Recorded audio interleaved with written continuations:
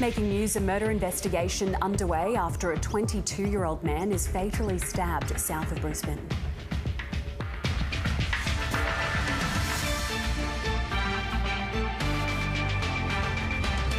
Striking the right balance, we speak to Treasurer Jim Chalmers ahead of his third federal budget. Hamas claims another hostage has been killed by Israeli airstrikes as Palestinians continue to flee Rafah ahead of an IDF ground offensive. Welcome to the show, let everybody know. Switzerland's contestant Nemo wins this year's Eurovision Song Contest in Sweden. And Nathan Cleary to miss the entire State of Origin series due to a hamstring injury.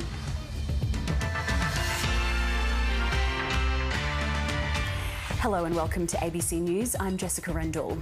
A homicide investigation is underway after a man was fatally stabbed in Brisbane South. Reporter Victoria Pengilly has the details. Well, look, we know very little here at the moment. Police have taped off a playground and a local park area just off Mortimer Road and Acacia Ridge, just south of Brisbane. Officers were called to the scene here just past midnight last night to find a 22-year-old man with critical stab wounds to the chest. He died at the scene. Now, forensics have been combing this area all morning trying to look for clues, but the weather here has really dampened their efforts.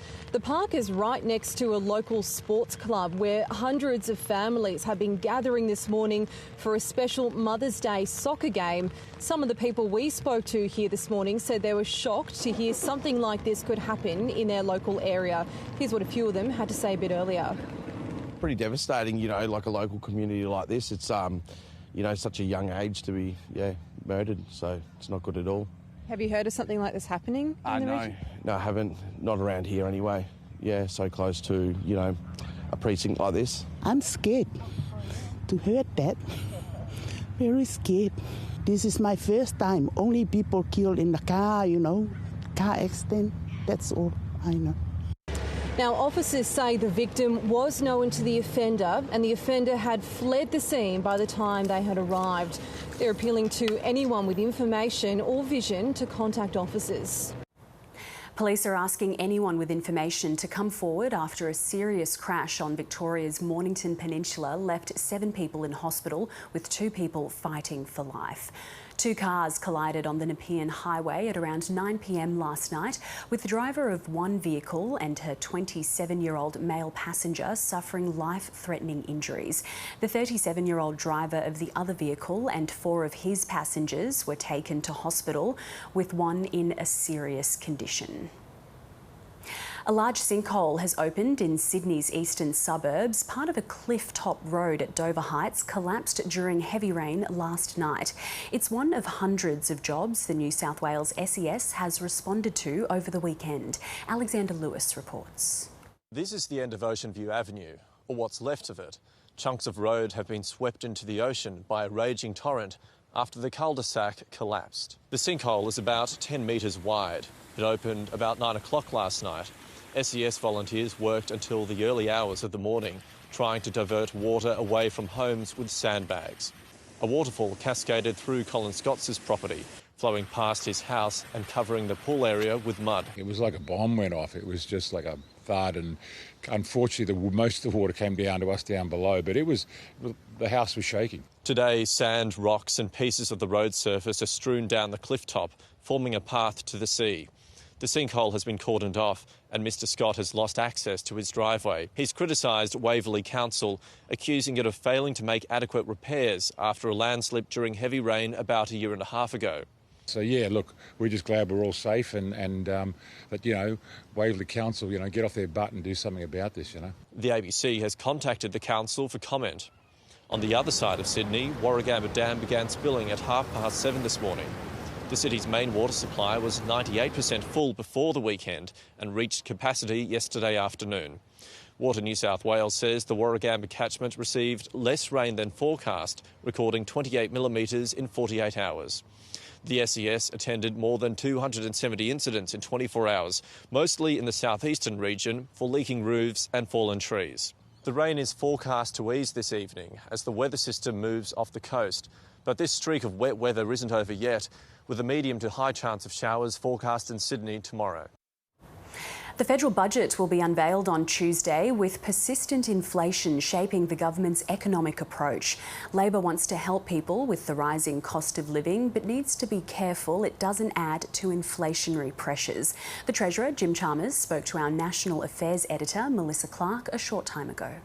And do you think inflation will be back in the target range? The last mid-year budget update we had suggested that would be 24-25. Is that still the case? I will have more to say about that between now and the budget, but we do expect the budget, as I said, to put downward pressure on inflation rather than upward pressure on inflation. In every budget, we update all of our forecasts.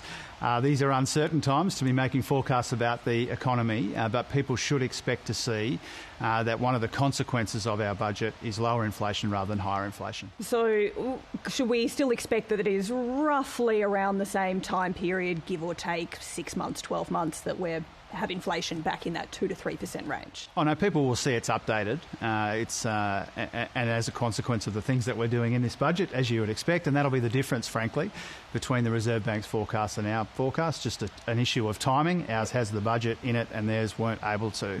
But speaking about inflation is a good opportunity to remind people that we know people are still under pressure, but we have made pretty substantial progress in this inflation fight. It's less than half what its peak was in 2022, but we know we've got more to do, and you'll see that in the budget. You've talked about preparing for that post-inflation period of trying to drive growth once we get past that. But we know from experience from the Hawke-Keating years that inflation often is very persistent. It's the weed that keeps growing back. Are you being overly optimistic and thinking that the challenge will be done and you can focus on driving economic growth at the end of the forward estimates period? Oh, look, I'm optimistic about the future of our economy and our country, but there's a really sharp near-term focus on the inflation fight in this budget. It's the most important thing that we can focus on in the near term, but we need to remember that we've got a growth challenge as well, and so we'll invest in the future. The budget will be a responsible budget. It will ease cost of living pressures, and it will invest in a future made in Australia. And we won't be slashing and burning in the budget because we know people are under pressure and the economy is weak. So a focus on inflation, a primary focus on inflation, but not a sole focus. You've talked about that sharp, immediate relief when it comes to cost of living. Obviously, the updated Stage 3 tax cuts will be a pretty key part of that. You've only got so much room to move in providing cost of living relief unless you risk accelerating inflation. So at this point, where inflation isn't quite as good as we had thought it might be at this time, would it have been better to have a more targeted income tax cut regime rather than going ahead with one that does cover all income taxpayers, 13 million people? Have you missed an opportunity to give better targeted relief to those who really need it rather than everyone who pays income tax? Well, no, is the short answer to that. We think that the way that we've redesigned the tax cuts are bang on for the circumstances that we confront. A tax cut for every taxpayer is the foundation stone of the cost of living help in this budget. Not every taxpayer is doing it really tough right now. We've found other ways as well to provide cost of living help to people who might not be in the tax system, for example, or people who are under pressure, under particular pressure. And so what people can expect to see on Tuesday night, tax cuts for every taxpayer, other help available as well, because we recognise people are under cost of living pressure, and we're able to do that, provide that help, because we are showing such spending restraint and such responsible economic management elsewhere in the budget. Meanwhile, Shadow Treasurer Angus Taylor has told insiders the government is far from pushing inflation down, and that the focus needs to be on enabling the economy to grow at a faster rate than spending. The key thing is to get those fiscal rules back in place. Okay, so they have been in place. It's really important to emphasise this. They have been in place since Peter Costello. It's only the current Labor government that took them out. Well, let's look at the spending side. They did it because they love to spend at exactly the time when we need restraint, because if Australian households are struggling with their budgets and showing restraint in their budgets, it's time for the Australian government to show restraint. Let's talk about restraint then. Yesterday the government announced more than $11 billion new housing funding. The coalition criticised it because it had no new money. Does the coalition want to spend more? No, the point here is that the government committed or promised there'd be 1.2 million houses being built. There is nothing in any of what was announced yesterday that tells us we're going to get any closer to that target. And their own National Housing Supply Council has said they're going to fall short of 1 million at best. Should they spend more? And many commentators, no, they should just get back to basics. Here's the point. Spend if less. you want more manufacturing in Australia, which we all want, if you want more housing in Australia, you've got to get back to basics. What are the basics that you've got to get right? You've got to get energy policy right. You've got to make sure there's more supply coming into the market to put downward pressure on prices. You've got to make sure you get your industrial relations right, David, which ensures that we've got productive, competitive workplaces, which are good for both employees and employers. Right. On another area. You've got to make sure that government's not getting in the way. You're not over-regulating things. You're getting approvals done, not blocking approvals. These are the basics. If you don't get the basics right, you try to veneer over it with loads of government spending and it fails. On defence, the Shadow Defence Minister Andrew Hastie says the Coalition will spend more than Labor. Is that right? Well, I'll make the historical observation that coalition governments have always been able to stay within those fiscal rules that I just described and at the same time deliver a strong outcome for defence. And that's something that we need going into the future. There's no question about that. Look, the geopolitics we're facing right now, there's no doubt, they're very different from even a few short years ago. So you will spend. You'll spend. Well, we'll make sure defence gets the capability and resources it needs. We're deeply concerned about whether that's going on. That's a little bit short of what Andrew Hastie's saying. Well, I'm not going to give you the election budget details now. But what I'm going to say is that coalition governments have always found ways to make sure defence gets what it needs, and there's no time when that's more important than now. Look, the question for the Australian people is, who do you trust to defend Australia? Israel has ordered thousands more people to leave the city of Rafah in southern Gaza as it presses on with its military campaign there against Hamas. Israel says that since Monday, about 300,000 Palestinians have already fled Rafah and moved towards Al-Mawasi on the west coast. But the United States is still urging Israel not to mount a full-scale assault on the city.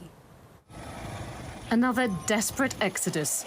Palestinians fleeing in their thousands as Israel signals it's now set to push further into Gaza's southernmost city, issuing new evacuation orders. What should we do? Hanan asks. Do we wait until we all die on top of each other? We've decided it's better to leave. Israel has said it's taking action against Hamas in one of its last strongholds and trying to bring hostages home. But with Israel's capture of one main border crossing and another blocked off by fighting, this is the fifth day with no aid getting into southern Gaza. There are now severe shortages of food, deepening the humanitarian crisis. So far, Israel's military is describing its offensive in Rafah as limited. But the world is watching to see if this turns into the full-scale invasion that the country's allies have warned against. And as Israeli tanks and troops await orders near the Gaza border, there's been another strong statement from Washington. It says that with some of its strikes on Gaza, Israel may have used American-supplied weapons in breach of international law. Israel has consistently denied any violations. And yet the new report may have an impact on plans back here in Rafah, where there's already a growing sense of emergency. Back home, having a baby in intensive care can be an anxiety-inducing experience, especially if the infant is hospitalised hundreds of kilometres from family. One Queensland hospital has introduced new live streaming cameras in every cot, something many families have welcomed. Baby Arlo has had a rough start to life. He was just 4 days old when he underwent surgery for a rare congenital defect. There was a hole in the diaphragm itself, and all the organs from down in the stomach and that had actually come up into the chest cavity. There you go, a little dribbler. The family has spent the past month at the Townsville University Hospital, 600 kilometres from their home in central Queensland. But new cameras mean Arlo's loved ones can watch his cot around the clock. Photos are one thing, but just to be able to live stream whenever you want and see him in the flesh kind of thing is something different. It's been a special source of connection for Dad Adam Wilson while he works away in the mines. I have to admit I've rang the NICU a few times and asked them to move the camera so I could see him better overnight. The cameras were recently installed in all 50 cots in the hospital's neonatal unit. We are the first public hospital to have this technology as part of our model of care in Queensland. It's been overwhelmingly successful at reducing parental stress and anxiety. One mum said that they log in and they read a bedtime story with their other children while watching baby on the cameras. This neonatal unit treats between 800 and 900 babies each year. About 40% are from outside Townsville, from central Queensland to the Gulf and west to the Northern Territory border. These new cameras are helping bridge that distance. The team hopes to see the initiative expanded. We've got families that are here for months at a time, so the ability to remain connected with family and siblings back at home who have to remain at work and school, it's life-changing for them. Lily Nothling, ABC News, Townsville. Switzerland has been crowned the winner of this year's Eurovision Song Contest in Sweden. Welcome to the show, let everybody know I'm done playing the game. I'll break out of the chains, you better buckle up. I'll pour another cup, this is my boy, so drink it up, my friend. Non-binary Swiss rapper and singer Nemo won the song contest with The Code, with Croatia's Baby Lasagna in second place. Ukraine, France and Israel also made the top 5. I hope this contest can live up to its promise and continue to stand for peace and dignity for every person in this world. Earlier, the Dutch entrant in the contest was expelled after a female member of the production crew made a complaint to police. The 26-year-old artist, Joost Klein, is being investigated for making unlawful threats after his semi-final performance in Malmö on Thursday. It's the first time in Eurovision history that a contestant has been disqualified after the start of the event. In a statement, the Dutch public broadcaster Avrotros criticised the decision. We find that decision disproportionate, and we have provided other solutions to prevent disqualification. We are extremely disappointed. And by the way, just to be clear, Avrotros stands for good manners. But we think this decision goes too far. This could have been done in a different way. And with this, we have disappointed millions of fans in the Netherlands and throughout Europe. Meanwhile, Swedish police and protesters clashed on the streets of Malmö as Eurovision's grand final got underway this morning. Thousands of people gathered near the competition venue to criticise Israel's inclusion in the song contest due to its ongoing war in Gaza. Protesters have accused the organisers, the European Broadcasting Union, of double standards after Russia was banned from Eurovision in 2022 following its invasion of Ukraine. It's really important to be here today because we're here for the people of Gaza and Palestine, who deserves to have a free country. Israel should not participate in Eurovision. Just like Russia got boycotted from the competition, Israel should as well. For 31 years, hundreds of people have gathered to share a cup of tea and raise funds for cancer research. Australians across the country take part in the Cancer Council's biggest morning tea event, but one particular group in Sydney has become the largest to do so. Last year, the Good Morning Bangladesh fundraiser drew more than 1,300 community members to share a cuppa and raised more than $55,000 in the process. Organiser Ruby Hark has been running the successful event for more than a decade and takes us through how the fundraiser started.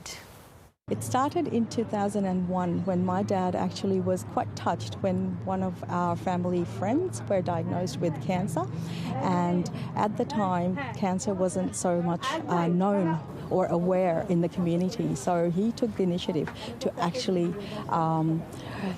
work with the Cancer Council and raise funds for the Cancer Council research. So it triggered from a family friend, and over the years, obviously, you know, quite closely, a lot of other friends were diagnosed with cancer.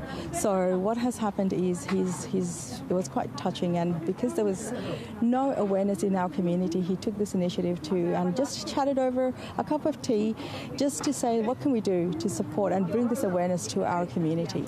And that's where it all started. It started over a cuppa, and then we kind of progressed into Good Morning Bangladesh, because Bangladesh is our community and we wanted to do something for our local community here.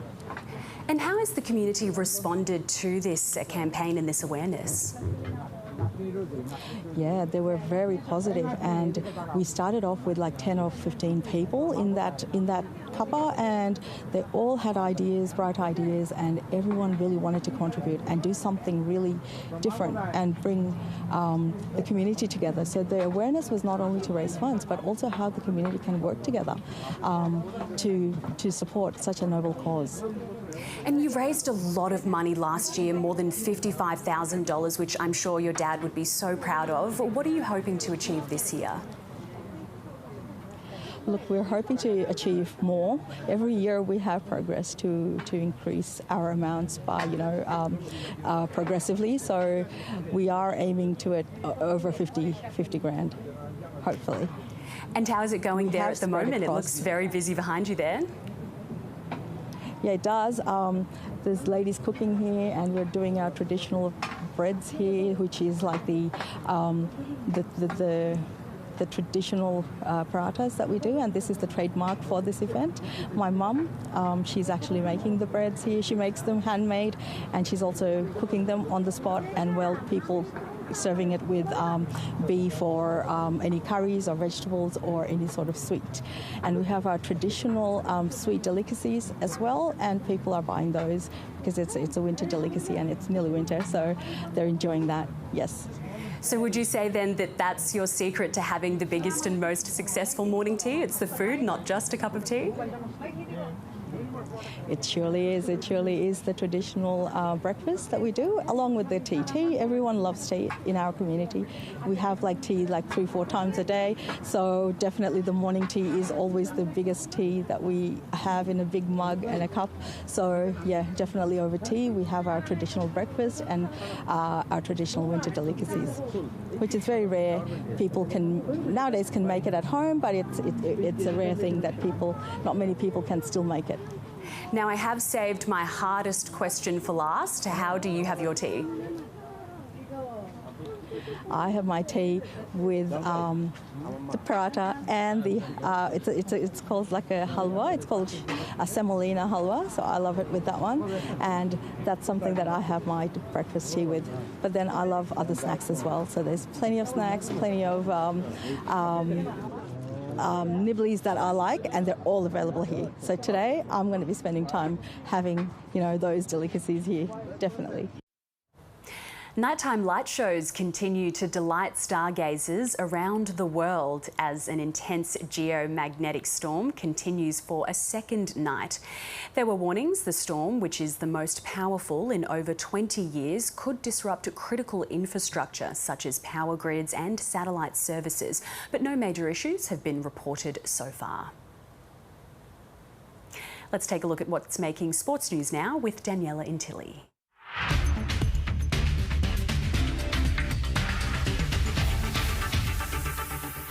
Panthers superstar Nathan Cleary has been ruled out for 8 weeks, meaning he'll miss the entire State of Origin series. Scans have revealed the Blues halfback sustained a Grade 2 hamstring tear in Penrith's 6-point win over the Bulldogs on Friday night. It's the second injury to the same hamstring in 2 months.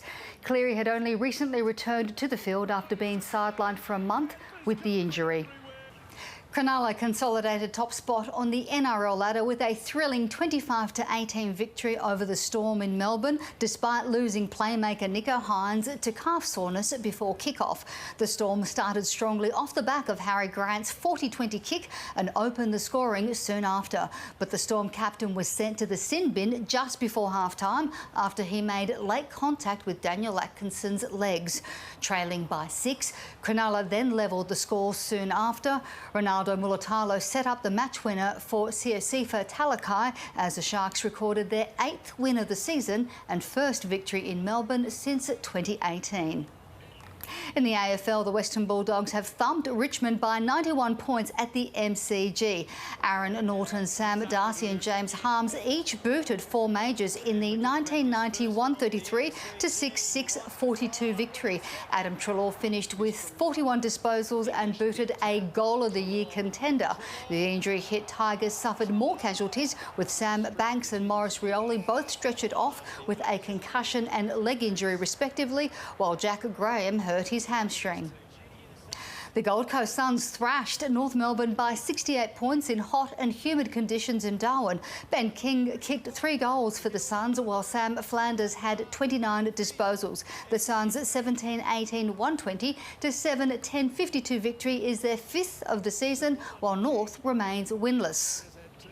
Manchester City has moved another step closer to an unprecedented 4th successive English Premier League title with a 4-0 rout of Fulham. Josko Gvardiol scored a double as City moved 2 points clear of Arsenal on top of the table with 1 game remaining. Ange Postecoglou's Tottenham has broken a 4-game losing streak with a 2-1 comeback win over Burnley. Mickey van der Ven scored the decisive goal for the home, officially relegated. And Chelsea's end-of-season resurgence continues with a 3-2 win against Nottingham Forest. In Super Rugby Pacific, the ACT Brumbies held off a fight back from the New South Wales Waratahs to secure an 8-point victory in pouring rain in Sydney last night. The Brumbies were leading by 15 points midway through the second half before the Waratahs launched the comeback. Sifu Kautai slid over in the dying minutes to secure the 29-21 triumph. The Brumbies are now 3rd on the ladder, while the last-placed Tars suffered another blow as prop Harry Johnson-Holmes limped off with a leg injury.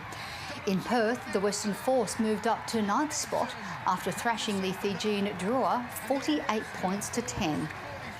A scoreboard error in the Super Netball meant the Giants and Lightning played extra time almost an hour after the final siren sounded in Sydney. The scoreboard indicated the Lightning won by a goal, but a post-match review showed the game was tied at 71 all. The Giants going on to win 86-80 in overtime for their first victory of the season. And Tadej Pogačar has completed back-to-back victories at cycling's Giro d'Italia by winning the 8th stage of the 3,400-kilometre event. The 2-time Tour de France winner extended his overall lead to more than 2.5 minutes after his 3rd stage victory in 8 days. Australia's Ben O'Connor finished the 152-kilometre race in 3rd and sits 4th in the overall standings. Weather time now, and showers are in store for Brisbane, Sydney and Canberra. Melbourne cloud clearing, partly cloudy in Hobart and Adelaide. Perth becoming cloudy and mostly sunny for Darwin. And that's the latest from ABC News. I'm Jessica Rendall. Thanks for your company. India Votes is up next.